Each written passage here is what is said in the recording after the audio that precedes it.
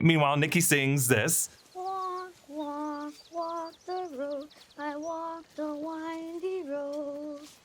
So what will become the deceptive ballad of the Witch's Road really just begins as a sweet, innocent walking song. And walking songs come up all the time in Tolkien, from the walking song that Gandalf hums as he approaches Hobbiton, and the one Bilbo sings as he ventures out. The road goes ever on and on, down from the door where it began. This is why Agatha thought the lyrics were of Coven 2 instead of Coven True, because her coven was always just with Nikki. Nikki begs for normal food. Use your purple. Using purple as like a tangible noun is always so funny to me, reminding me of when Agatha used it this way with Rio in episode 1. Just let me get my purple back. What follows is a beautiful sequence when Agatha and Nikki just run through nature and enjoy witchcraft while co-composing the original words of the song. There's a road that's wild and wicked, winding through the wood, where all that's wrong is right and all that's bad is good. Down, down, down the road, down the windy road. For Nikki, this song wasn't a trick, it was a celebration of traveling with someone you love and a message of hope that this windy, not witchy, road could lead to something good. Nikki blows a dandelion, of course the same flower that Agatha will regrow in the Earth Trial, and pay attention to where these seeds go, because I think one of these seeds will never land until a precise moment. Really, all this plays out like just their last good day, making this lyric feel like foreshadowing for the dreaded day to come. Tame your fears, the door appears, the time has come to go. Now this ballad is used as a pub song that Nikki performs for money. This is why Nikki's bedroom in episode 1 had a plaque awarding him with best vocals. Agatha cases the pub looking for any group of women larger than 3 gathering, and assumes, based on her 3-mile radius stat that she told Billy about in episode 2,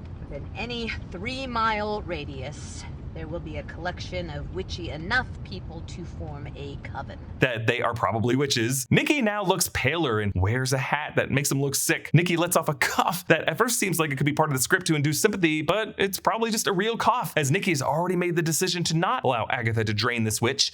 I thank you, but no. My mother needs me home. He coughs again down by the creek, and we know it's not performative. Death is coming. Also, that red-haired witch is playing with her own little amulet, if you look closely, showing how all witches everywhere have this representative flair. Agatha sings to Nikki. I stray not from the path.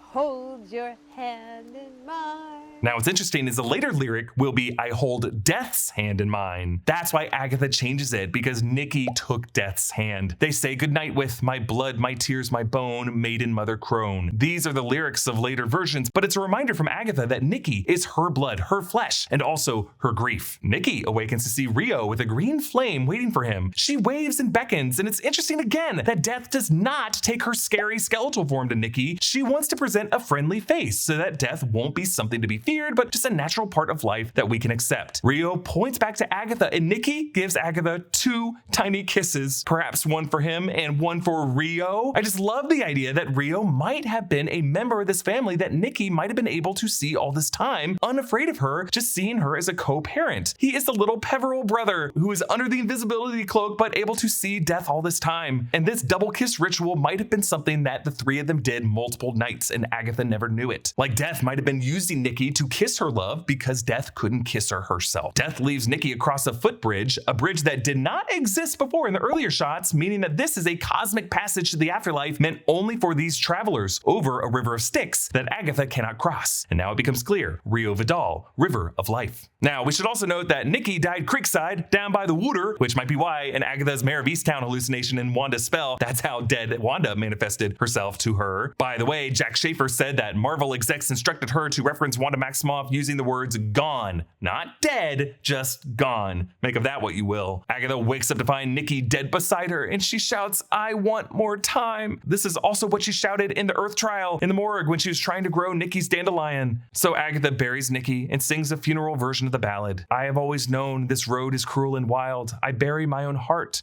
here with you, my child. If one be gone, we carry on, but every mile I go, with every bend beyond the end, your mother loves you so. She places a lock of Nikki's hair in the brooch locket, and since in the morgue there is a dandelion seed under that hair, that must mean that when Agatha's distracted by this other witch who walks up, one of those blown dandelion seeds from Nikki from the day before has wafted into that brooch to stay with his mother forever. This blonde witch asks Agatha for a way to the road, showing that Nikki's ballad has spread far and wide among the witches as a possible path to glory with her hat. This witch actually must look like Sharon Davis when she was gardening, so just something about this look makes Agatha want to exploit. They assemble a coven of witches, singing the ballad, and when no door opens, Agatha does the routine that she will later do with Lilia, Jen, Alice, and Sharon, call them pathetic and invoke their wrath, but it works here. She drains them, and the emaciated corpses that fall are actually the same ones that we saw in the Agnes of Westview opening credits in episode 1. Next, we see Agatha in Victorian era garb, meaning late 19th century or early 20th century. Actually, this is probably around the era in which Agatha survived the Titanic voyage. And now that we know that death was not with her for that, I shudder to think what Agatha did during that tragedy. Did she drain witches on the boat, causing a distraction that caused the crew to not see the iceberg? Or was she huddled with some other women and children on a lifeboat, drained all of them to survive, and just kind of chalked up the gray corpses to the cold? And when these Victorian witches fall, I love how their falls sync with the words. Maiden mother crow. The next era looks like the 1930s. Now I was thinking maybe the 1920s flapper era, but no, their hemlines are different and they wear jackets and ties for some of them, when movie stars like Catherine O'Hara were changing fashion standards so that women could get away wearing pants and ties. Specifically, I think this is the era when Agatha rode and survived the Hindenburg, making it 1937. Next is the era I wish we spent more time in, the good old 1990s, when Agatha is made up to look like Fairuza Balk in The Craft. I just rewatched The Craft. It's awesome, and I'm telling you, you can trace a straight line from The Craft to Charmed to Agatha All Along. This montage takes us to the present day coven when Agatha is shocked to see a door actually formed on the basement floor thanks to Billy's magic. And now caught in his lie, she has to play along with it. Catherine Hahn here breaks the fourth wall to look directly at us like Wanda Maximoff did in that creepy moment in Multiverse of Madness. And that is what breaks us out of this flashback to take us back to Agatha's present chat with Billy when she is a ghost. Boom!